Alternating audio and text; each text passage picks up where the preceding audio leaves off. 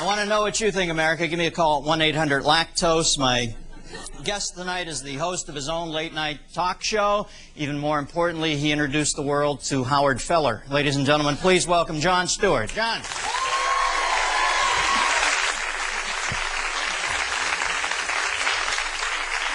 Jon, hey.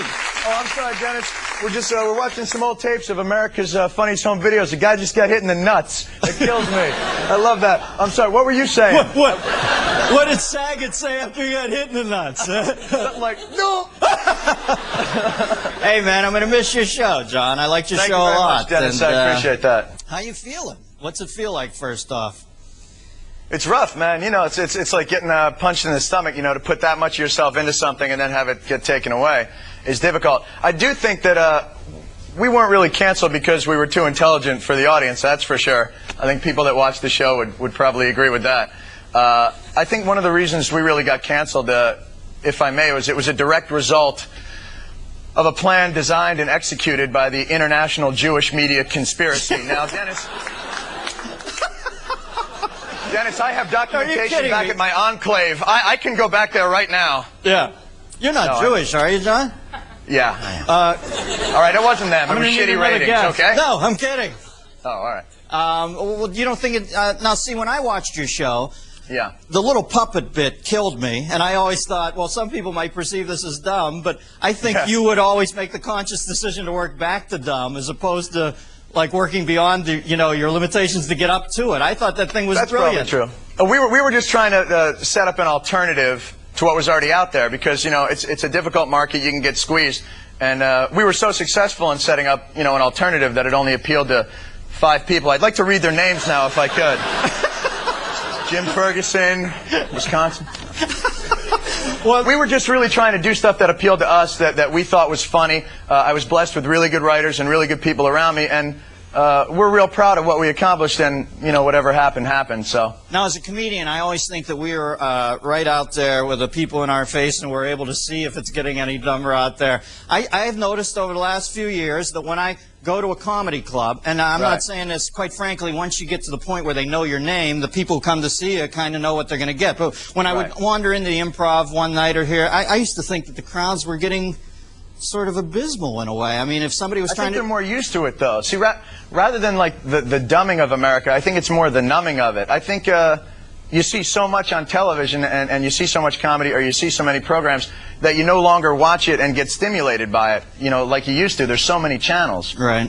It's more like the way, we're watching sort of this never-ending auto race. And we just sit there, and it's sort of distracting, and it's sort of pleasant, but you're really just waiting for a car to fly out of control and crash into the grandstand, so something interesting, something compelling. It's like when you watch TV, you'll be entertained by the sitcoms and the things that are on, but when some famous guy drives a white Bronco across the highway, wow, that's really compelling. That's TV. And the next guy's going to have to go past that. The next celebrity that kills is going to have to eat his wife and take off in a helicopter. It's got to go further.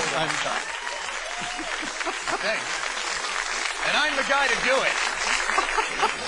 I remember cannibalism.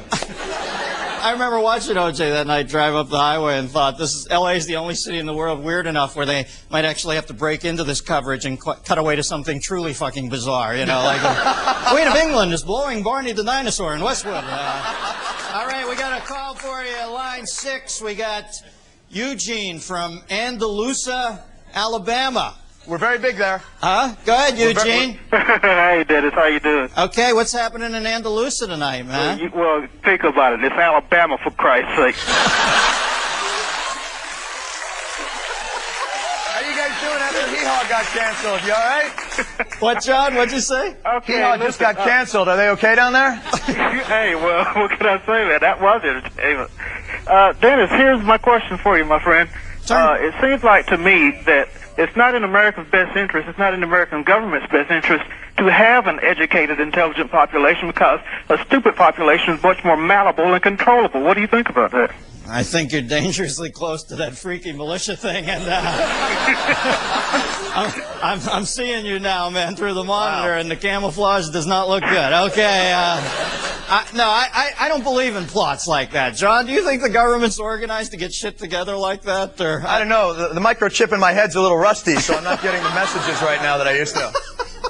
I don't think the American people are as susceptible to the messages of TV and film and music as the government would want you to believe. I think we're a stronger lot than we let on, and I don't think that the lyrics in songs are direct commands from God to action. You know, I mean, Julie Andrews sang "Climb Every Mountain." I don't go hiking every weekend. It's a fucking song, you know. How can you care?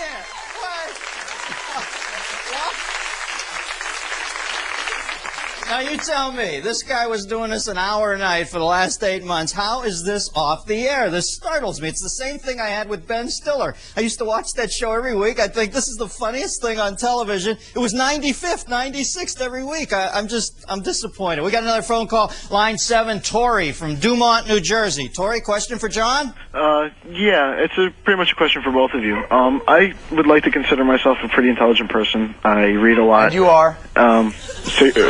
What do you mean? Well, you dialed in, for God's sakes. You got in. Yeah. The question is, I pretty much got tired of, like, having people complain at me about being smart in high school, and I just simply stopped working and stopped completing assignments and things like that just so I wouldn't have to put up with the crap You from found everybody. pot, didn't you, son? You found pot. Is that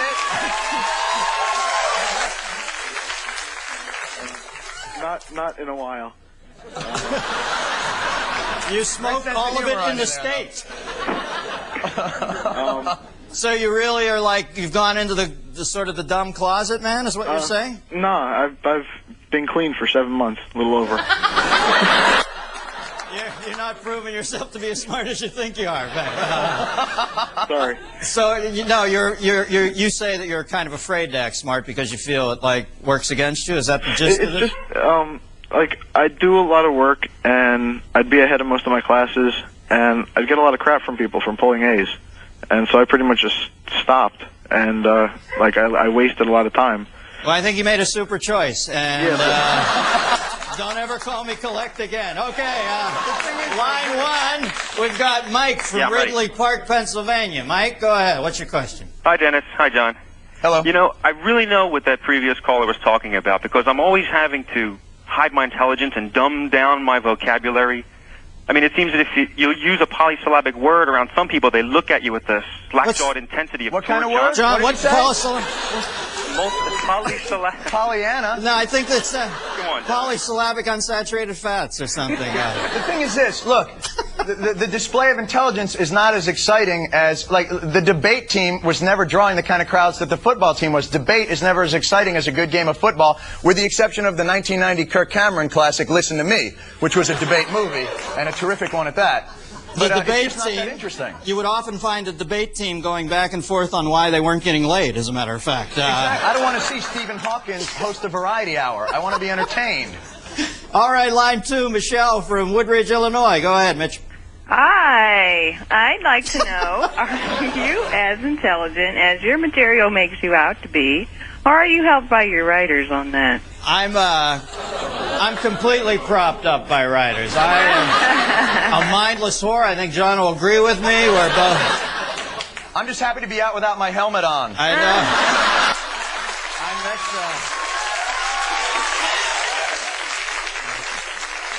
All right, Johnny, what are you going to do now, man? I told you once, if you ever did get whapped, I remember talking to you, and I said, I cannot tell you how much better life is, how better life is on the other side of this thing, man. You carved out a niche for yourself. I'm telling you, over the last year, America's grown on you. I think you got that whole fourth thing happening. The young people like you, the old people want to like parent you. I think women want to lay you, and I think guys want to hang with you. So I see no problem with the career here, man. I think you really acquitted yourself admirably. What do you want to do? I appreciate it. I was going to walk across America, but Forrest Gump already took care of that, so I don't really know. I'm stuck now. Well, I've learned some things. You know, it's been a wonderful experience, and I've thoroughly enjoyed it. And if I've learned one thing, it's that it's really hard to sneak out a desktop computer past even the most incompetent of security guards. So I'll do what I can, and I appreciate you having me on. Listen, I want to talk to you this week. Let's go out in the fall and do some dates together. Want to go do some stand-up? I'm certainly available. Let's go on the road and hang. Good to see you, John. That'd Jon be great. Stewart, Thanks, folks. Dennis. Take care.